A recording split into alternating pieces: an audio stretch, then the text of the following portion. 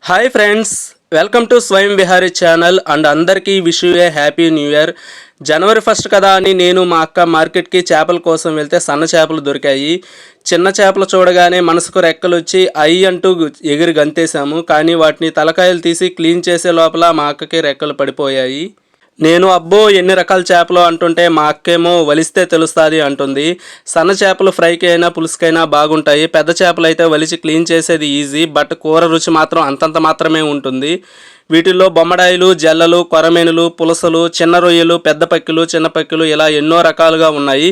అయితే వీటిలో కొన్ని రకాలు బొమ్మిడాయిలు, జల్లలు, కొరమేనులు, పులసలు పులుసుకి బాగుంటాయని పులుసు చేసింది. చిన్న పక్కిలు మాత్రం ఫ్రై చేసింది. కానీ అదృష్టం ఏంటంటే జనవరి 1 స్పెషల్గా అన్ని రకాల చేపలు రుచి చూసాము. టేస్ట్ మాత్రం వేరే లెవెల్ ఉంది. అయితే మీకు ఏ రకం చేపలు అంటే ఇష్టమో కామెంట్ చేయండి. కామెంట్ చేసి లైక్ అండ్ సబ్స్క్రైబ్ చేయడం మాత్రం మర్చిపోకండి. Thank you.